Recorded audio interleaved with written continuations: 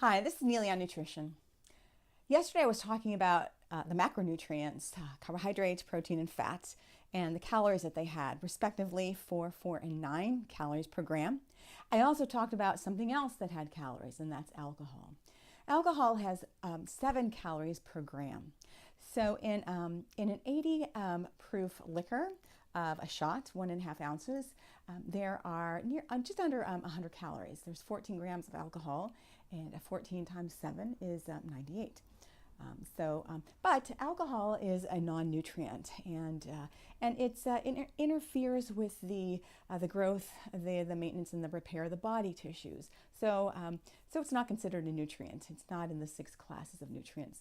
And there's some other things that are not in the 6 classes of nutrients. Those are additives and preservatives.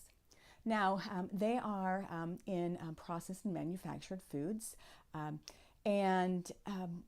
know that there is a movement, and a lot of people are trying to avoid processed foods. And let me just say that I don't avoid processed foods. I eat them every day. I eat Greek yogurt. I eat whole grain cereal. I drink milk. I eat cottage cheese. I eat cheese. And those are all processed foods. I think, though, what people might be trying to say is that they're trying to maybe limit highly manufactured food-like substances, things that they might buy that don't even resemble food of any sort. But when it comes to processing, there's actually, it serves a purpose. And that's what I like to talk about. Before I do, though, I just want to mention that recently I had a couple of products that I asked people. I said, tell me, what do you think is the better for you product? And these 2 products were potato chips and almond milk. Now, naturally, people have, of course, said, of course, almond milk. But then we looked at the packages, and that's what I want to talk to you about. We looked at the package of potato chips and the ingredient list. And these were regular fried potato chips, and the ingredients were 3. And those ingredients were potatoes, oil, and salt.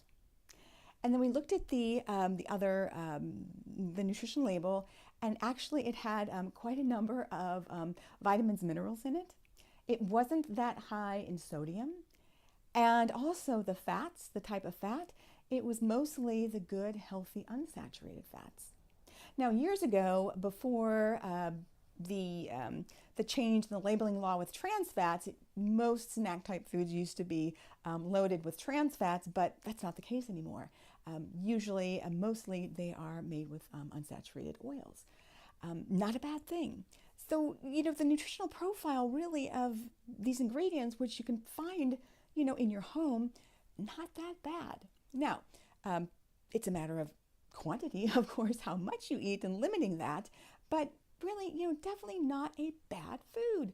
There really are no bad foods, by the way, except those that are probably spoiled, which actually kind of brings me to my next subject in a moment. But first I want to talk about the almond milk. And so the almond milk, if you look at the ingredient list, it's significantly longer. And it has a number of things in there. The first ingredient actually is almond milk, and in parentheses, water and almonds. And the second ingredient is cane sugar. And then there are some vitamins and minerals added to it, as well as some additives, and that's one of the things I want to talk about. Now, I know that some people are trying to perhaps, eat more simply, eat, maybe more wholesome foods, fewer ingredients, more simple ingredients. Well, honestly, the ingredients in the almond milk were significantly more hard to pronounce than what you saw in the potato chips. So just something to think about. But what was in one of the things, the additives in the almond milk, is a very common additive that's in food, and there was nothing wrong with it because it serves a purpose, and that is to act as an emulsifier and gums. Emulsifiers and gums are very common in the food industry, and what they do is they're thickeners and stabilizers, and they help foods in their richness and consistency and texture. And they also help foods that normally don't mix together to mix together. And we also have antimicrobials.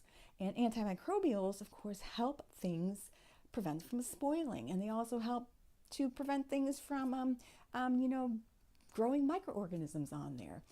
Salt is one of the most common ones that we find in the food industry. We also have things that are called antioxidants. And antioxidants are added to foods because foods can be subject to exposure to oxygen, so they can help in the prevention of damage from oxidation or exposure to oxygen.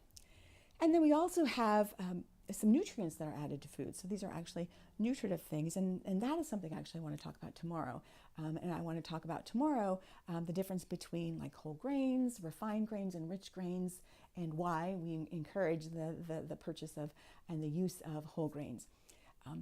So the processing and the manufacturing of foods, can be a good thing because it serves a purpose in a number of foods. Now, sure, in a perfect world, we'd have our own garden and, and grow our own food, but, we don't live in a perfect world. And a lot of people have to rely on processed and manufactured foods. So we've got, antimicrobials and emulsifiers and gums and antioxidants. And yes, we also have colorings and flavorings and artificial stuff, and I'm just not even going to go there because I don't have the time right now. But here's the thing. This is what I ask. You can choose to eat those foods or not.